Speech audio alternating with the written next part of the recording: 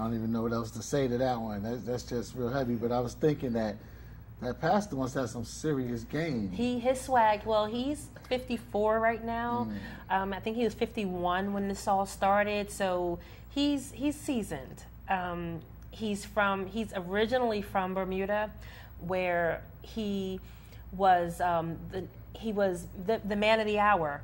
You know, he bragged about the fact that women would come from all over the country to come see him. He also was a radio announcer there, so he was Mr. Quiet Storm. So, of course, when you have someone who, I'm somewhat naive when it comes to things like that. I've always been married. You know, I've never really ran the street and had to deal with that sort of thing.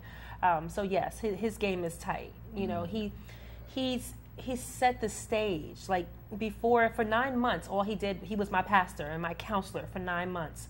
No man gets to know a woman for 9 months in a relationship. Normally you meet, you know, a couple months, maybe 2 months later, you know, you're in this relationship.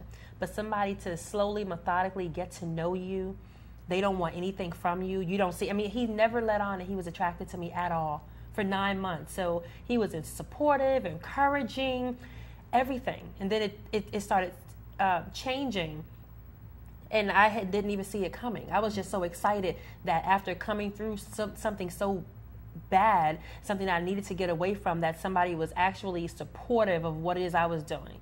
You know, I came down in South Jersey and I started selling real estate.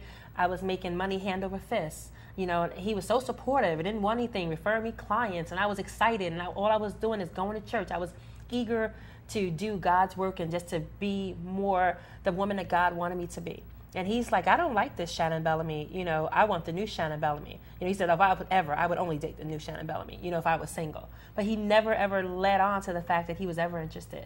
You know, I always went to church with my collar up tight, you know. As I said, you know, I went through all this cosmetic surgery. So, you know, everything you see is enhanced, you know. So I was always conservative. So it wasn't as if I was flirtatious, and neither was he. And it wasn't until my real estate broker had embezzled my money. I think that's the proper word. He took my commissions because he was holding on my money, because I just felt it was safer because I was making so much money and it was easier for him to hold it. And he had gotten a new office, and he used my money for it. And he was paying all my bills. We had an arrangement where I would just give him my bills, pay him, and say, okay, fine, just give me $3,000. I'm doing this or that or whatever. And it wasn't an issue for me. And we were really close, me and my broker. And then he used the money for a new office, and the city had held him up on all these permits. So he stopped paying my bills, and I didn't know it. And so then I was faced with eviction. And I get a letter, you have to move. What do you mean I have to move? And I'm like, I tell my broker, where's my money? And he's like, I don't have it. What do you mean you don't have it? So here it is. I'm in this 3,500 square foot house with my children, and I'm renting, and I have 72 hours to move. And I called the church, and I asked this mega church that I was attending, you know, would they help me at least get into my new place with the security? They told me no. I'm like, after the thousands of dollars I've tithed for this church, they told me no. So I called the pastor and I said, listen, you know, would you help me get some boxes so I can put my stuff in storage? He said, sure, me and my wife will come. He came, not his wife. So, okay, he takes me to get the boxes, and we're packing up stuff. I'm upset, I'm distraught, because I've never been homeless, never been out here, and now I'm in a foreign country, a foreign land, and I'm crying, I'm upset. Next thing you know, he's kissing me, and next thing you know, we're on the floor. You know, and in my book, I say, oh, it was a Monica Lewinsky, and people are telling me now that it infers that there was oral sex. That's not what I was inferring. What I was inferring is that, you know, we had sex and that he ejaculated on my T-shirt. And what startled me was the doorbell rang, and it was a realtor who was coming to help me get another storage unit. And I was so disheveled by the whole thing, because I was emotional, that I didn't even try to cover it up or nothing. I just walked out of the house, and I introduced them, and her and I went to the storage unit. And he introduced himself, and he just left. But I didn't even try and cover anything because I was just so out of it. And I reported it to the bishop the next day. So, you know, I talk about those things, you know, in the book. And I'm extremely transparent. You know, I reveal the name of the church in the book and the pastors. I'm extremely transparent because my platform is same-sex counseling. I'm looking for a mandate where churches have to have same-sex counseling, where men are counseling men, women are counseling women. Because even after this incident, had the bishop of the church referred me to a woman to counsel me, walk me through this thing, I wouldn't have wrote the book. This situation probably would not have went on as long as it did. Okay. Wow. Ericka, how does the man in your book relate to the man in her book? Very similar, very similar. I mean, you have here, in this case, you have the wife, and in Shannon's book, it is a true story, but you have her as the mistress, is what they would consider. Mm-hmm. But, it shows how both are being abused mentally, mentally.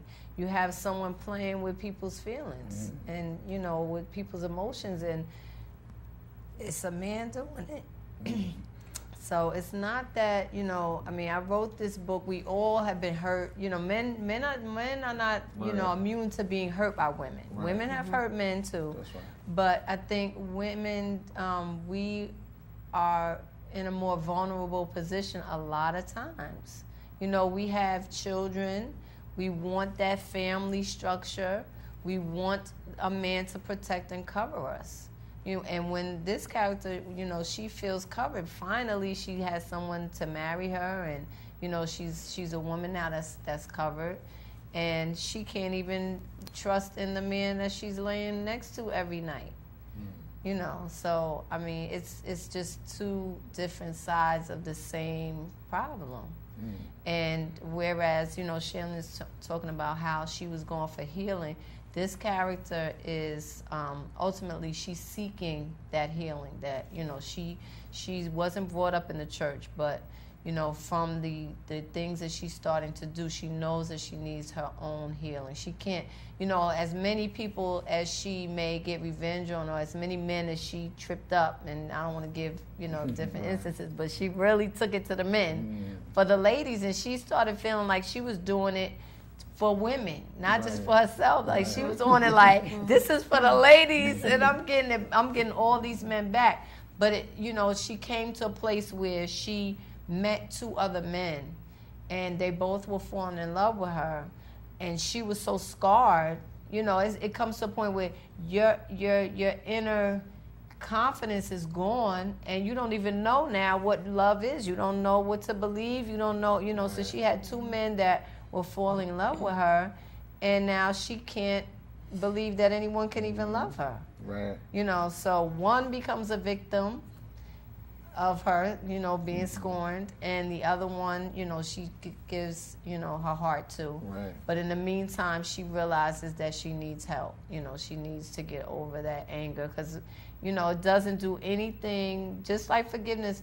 Forgiveness is for the person, not for the other person that harms you. It's for yourself, because you have to let it go. Right. And she was going to destroy herself with revenge, because it's all, what goes around comes around. She wasn't immune to getting it back.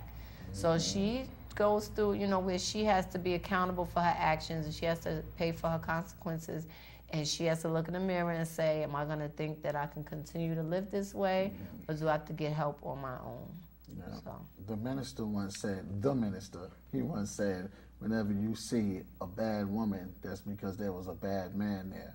And one time I was in a relationship, and the female, she was so insecure because of seeing her ex cheating on her, that if my phone rang and it was just a female, or I just smiled at a female, she would jump up and try to choke me. Those are scars. Yeah, right? She was affected. Yeah. People need to understand when they do to other people, they're harming them. Right. You can't just do whatever you want to do to people. It affects them, and they react. And it's not condoning. I had a woman who I was promoting, and she came up and said to me, you're promoting revenge. I'm just telling a true emotion, like, something, a reaction, It's reality. People don't want to believe that it's reality. Like when you were talking about how a woman snapped, it's like one of the books, my next book is called Snap, Look What You Made Me Do. And they were talking about, I think it was McNear, where the little young girl killed him. And they says, oh, well, she was young, and, she wasn't African-American. We don't do that. Oh, yes, we do. We do it a lot less because of forensics, but yes, we do.